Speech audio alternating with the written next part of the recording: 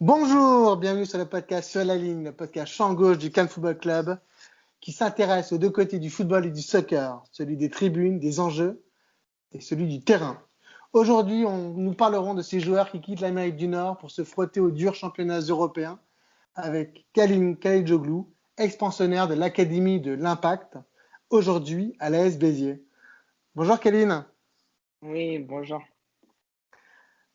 D'abord, on souhaiterait savoir où et comment toi tu as commencé le football. D'abord, j'ai commencé à Montréal quand j'étais jeune. J'ai commencé à l'âge de 5 ans. J'ai joué pour des clubs amateurs jusqu'à l'âge de 11 12 ans. J'ai joué à Boucanier, j'ai joué à Panelignos. C'est des clubs dans la région de Montréal. Ensuite, je suis parti en Espagne. J'ai passé 3 ans en Espagne à une académie, elle s'appelle Fundación Marseille. Elle est dans la région de Barcelone, dans le même championnat que voilà, l'Espagnol, le FC Barcelone, en fait toutes les équipes de la Catalogne. Ensuite, après mes 3 ans à Barcelone, je suis revenu à l'Impact de Montréal où j'ai passé 4 ans jusqu'à l'âge de 18 ans. J'ai fait ma formation là-bas et ensuite je suis parti à Cholet pendant un an et là je suis à Béziers. Voilà. Donc, on va revenir sur ton parcours à l'académie. Donc, moi, évidemment, j'ai posé des questions à des coachs que tu as croisés à l'académie. Ils t'ont défini comme un jeune qui a intégré l'académie après une longue attente parce qu'ils souhaitaient t'intégrer avant, mais tu es parti avec ton père en Espagne pendant, tu l'as Ouais, dit, 2-3 ans. 3 ans. ouais, 3 ans, ouais. Voilà. Ils t'ont défini comme un joueur calme, très joueur, posé, bien éduqué, très fiable techniquement et très à l'aise des deux pieds. Tu as une grosse compréhension du jeu, très au-dessus de la moyenne, et tu as réussi à l'académie à être à la fois un des meilleurs buteurs et parmi les meilleurs passeurs, voire meilleur buteur et meilleur passeur, ce qui est exceptionnel. Et que tu as une grande détermination à réussir. En un mot, tu es un très bon gamin. Comment est-ce que toi tu définis ton jeu? Quel est ton poste de prédilection? Moi, après, mon poste de prédilection, c'est en tant que numéro 10. Ensuite, je peux très bien jouer en 8 ou même sur le côté gauche, en tant qu'ailier gauche, bien sûr. Et voilà, moi, en tant que tel, moi, je me définis en tant qu'un joueur voilà, technique qui apporte offensivement, que ce soit par les buts, par les passes décisives. En général, je trouve que j'ai une bonne vision de jeu. Et ensuite, c'est ça, je dirais que voilà, ça mes qualités. Comme mentionné, les deux pieds aussi, ça a toujours été quelque chose d'important pour moi et c'est pour ça que je les ai perfectionnés. C'est ça. Quel souvenir toi tu as de ta formation à l'académie? En tout cas, les 4 ans que j'ai passé là-bas, ils ont été. Honnêtement, ça a été les meilleurs 4 ans de ma vie parce que voilà, premièrement, on a eu plein de compétitions, on a eu plein de moments, ça a été agréable, ça a été vraiment incroyable. On a fini en demi-finale de la USSD et que voilà, c'est le championnat là-bas où quoi, on jouait, les académies. Et, j'ai que des bons souvenirs dans l'Impact. Honnêtement, ça a été incroyable. Quel souvenir tu as de ta formation, de tes coachs? Tu as l'impression d'avoir beaucoup appris? Oui, oui, bien sûr. J'ai eu Nicolas Gagnon comme coach, j'ai eu Mathieu Ruffier, j'ai eu Philippe Lafroy, et voilà, ces coachs-là, ils m'ont toujours permis en tant que personne, de grandir, mais surtout sur le terrain, ils m'ont appris énormément de choses. Et voilà, je pense sans eux, là, aujourd'hui, je serais pas où je suis. C'est, voilà, ça a été essentiel. Voilà, Pour exactement. la Tu suite. as grandi, l'homme et le joueur a grandi. Bien, c'était l'objectif que Philippe Lafroy avait. Moi, j'ai eu la chance de Ouais. pouvoir l'accueillir dans mon podcast. Et c'est vrai que c'est vraiment l'objectif qu'il a dit Ah, et redit. Après C'est- aussi, j'ai toujours été dans de très bonnes conditions, j'ai toujours été respecté, voilà, je me suis toujours très bien senti à l'impact quand c'était ma maison. Voilà, c'est ça. Oui, et puis tu t'es rendu compte que finalement, bien, techniquement, tactiquement, physiquement, ce qu'on t'a appris, ben, c'était de qualité, puisque tu as pu, maintenant que tu es en France, tu as pu te comparer avec les jeunes de ton âge et voir que finalement ton bagage Ouais. il est bon et que tu as été sur une bonne route. Justement, tu l'as dit, hein, t'as été formé à l'Impact avec des joueurs ben, qu'on connaît, que les partisans connaissent. Alors, qui c'est qui t'a le plus impressionné parmi les joueurs que tu as vus évoluer avec toi ou dans les années avant ou après toi à l'académie?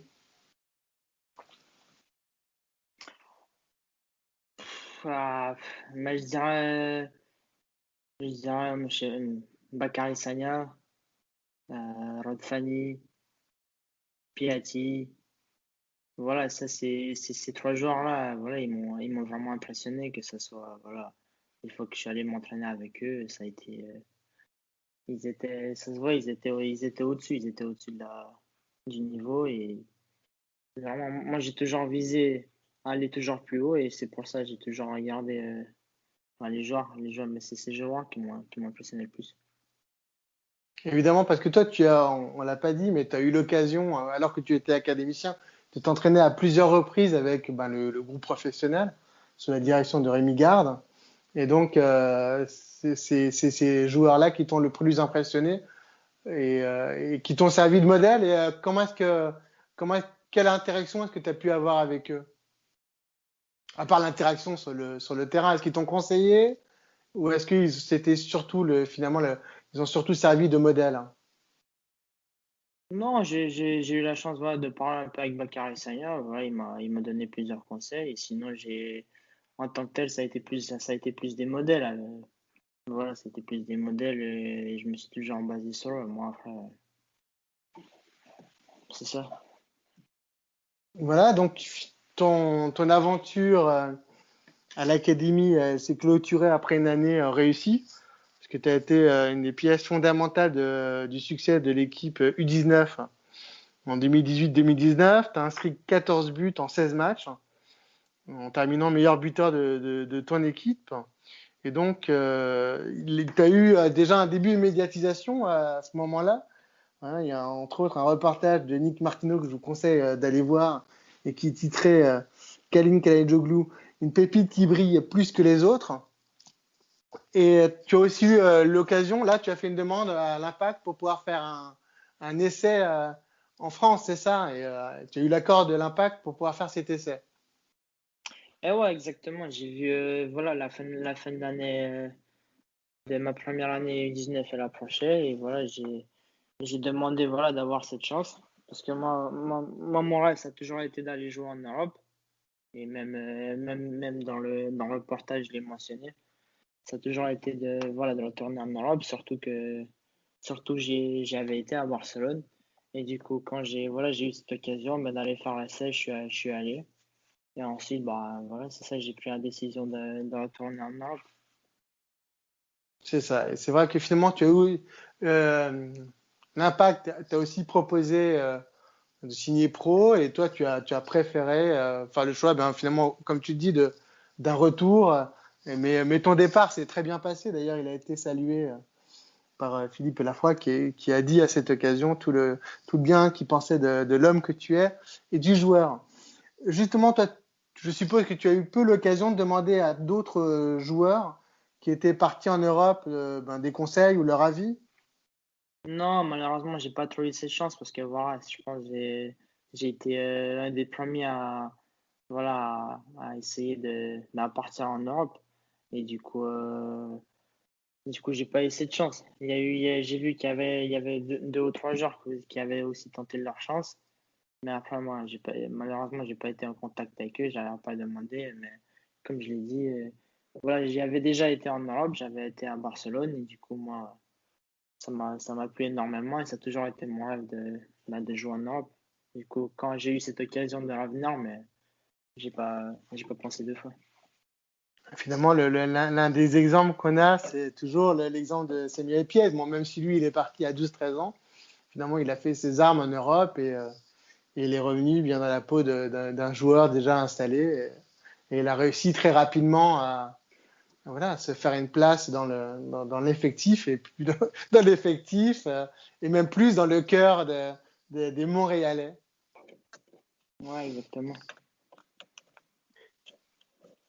Quelle est la différence entre la compétition que tu as pu vivre chez les jeunes à l'Impact et ce que tu connais aujourd'hui en France?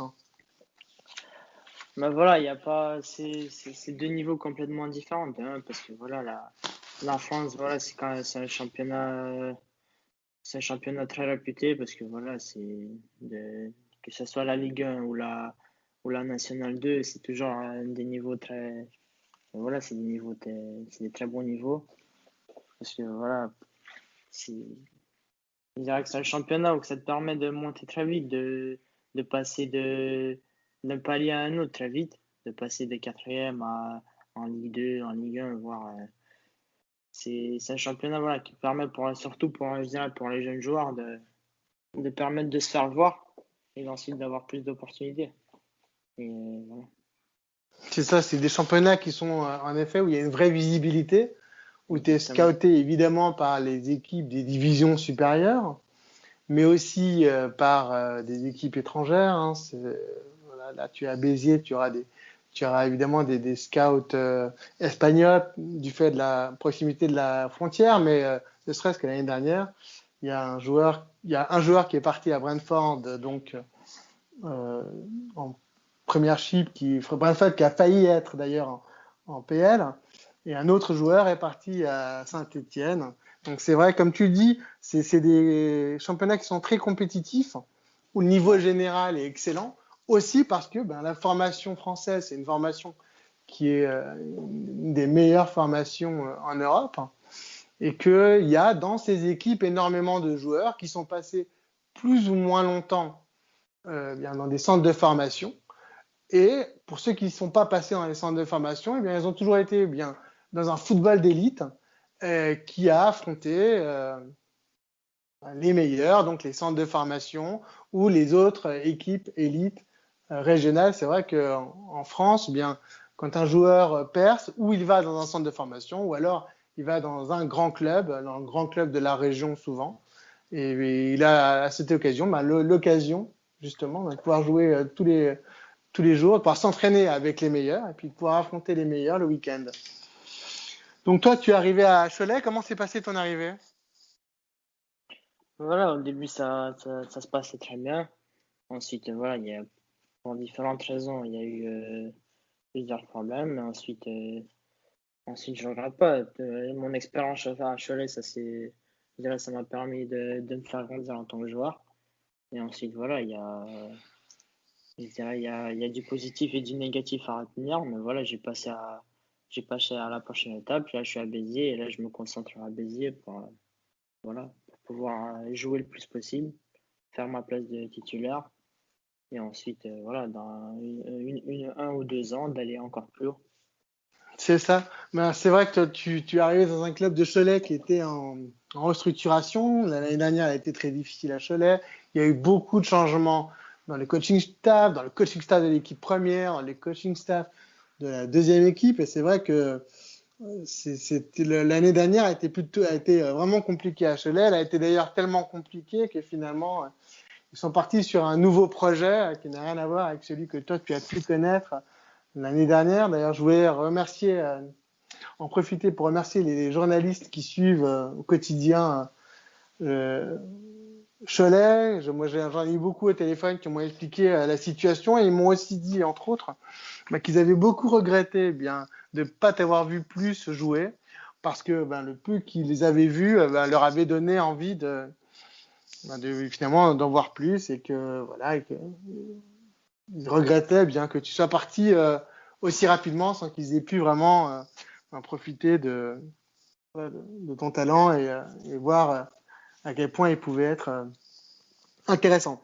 Donc justement, tu as quitté Cholet pour Béziers. Comment ça s'est passé ton changement? Comment est-ce que tu as pu signer à Béziers?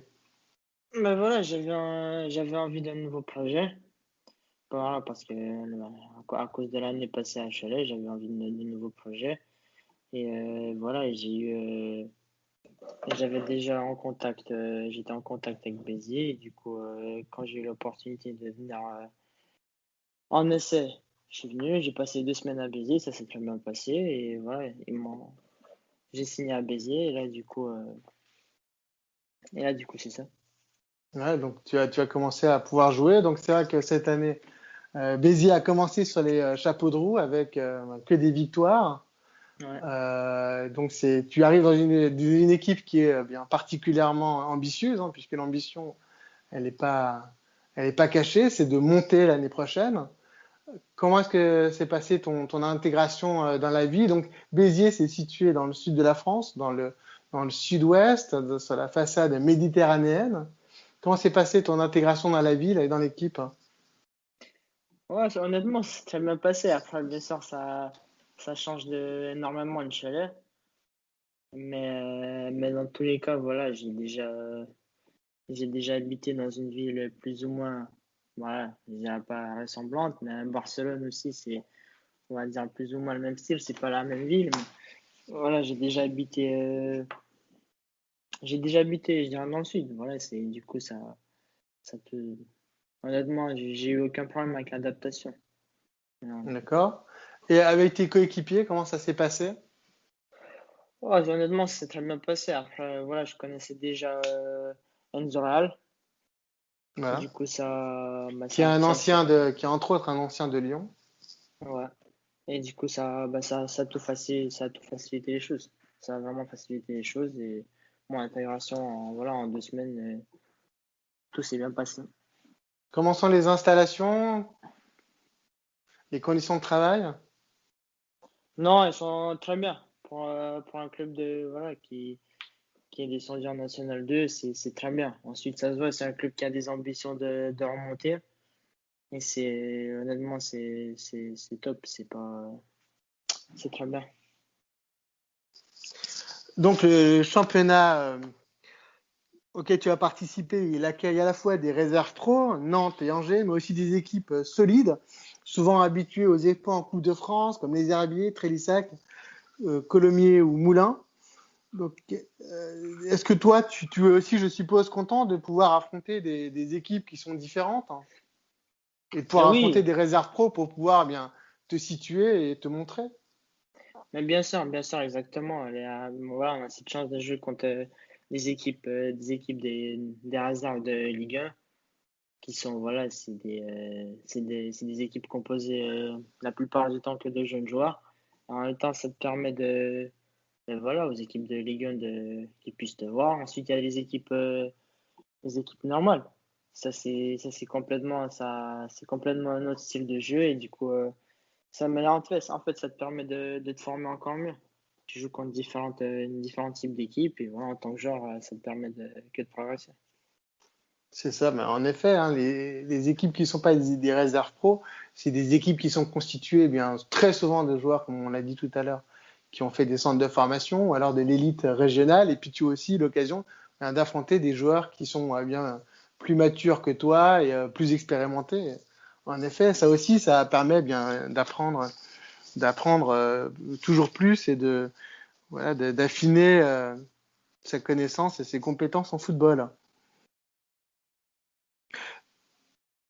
Est-ce que toi, tu as été surpris par le niveau des divisions inférieures en France ou est-ce que tu t'attendais à un tel niveau? Non, honnêtement, je m'attendais pas à un tel niveau parce que voilà, j'ai pas nécessairement suivi. Moi, en général, quand on regarde la télé ou les matchs, on regarde les matchs de Ligue 1, la BPL, la Liga, et du coup, quand tu arrives en troisième, quatrième division, tu te dis, ouais, tu t'attends pas à grand-chose. Mais honnêtement, ça, en France, ça m'a vraiment surpris, voilà, déjà, parce que c'est un championnat, comme j'ai dit, il n'y a pas de.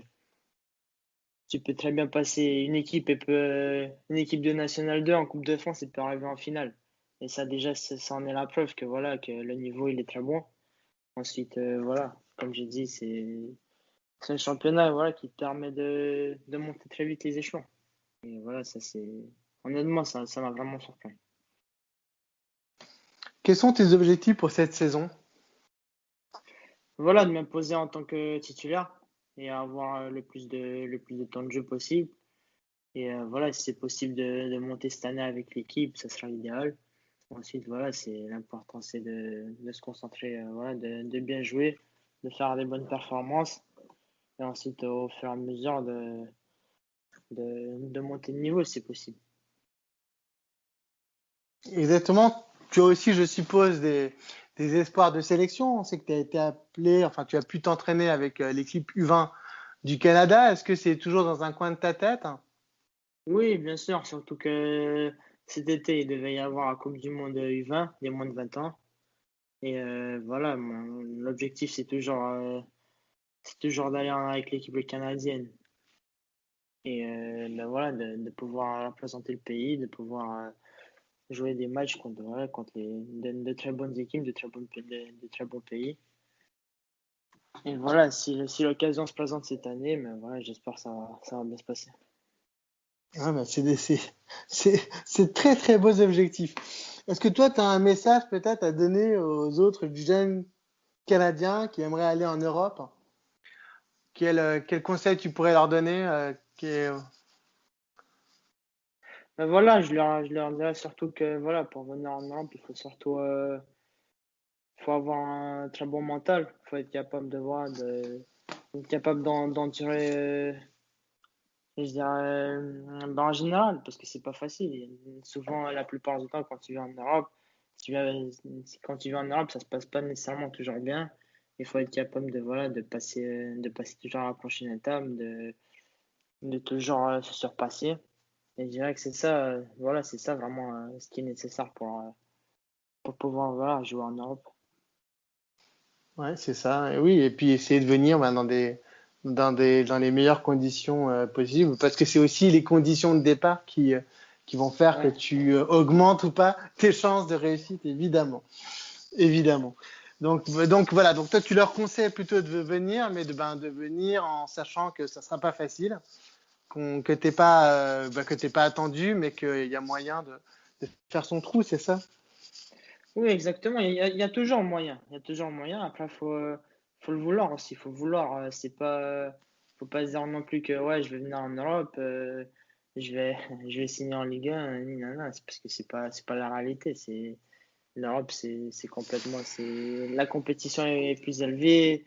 T'as toujours de la rivalité. Tu peux pas, faut toujours jouer à 100%. Tu peux pas avoir des moments de relaxation parce que sinon ça va vite.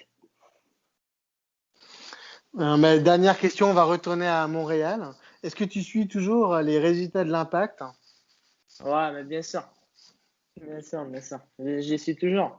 Dès que je peux, je regarde les matchs. Après, quand je peux pas, je regarde toujours, voilà, les résumés. Je suis toujours en impact. C'est toujours, voilà, c'est le club où j'ai été formé, bien sûr. Est-ce que tu as enfin un message pour les partisans de l'Impact?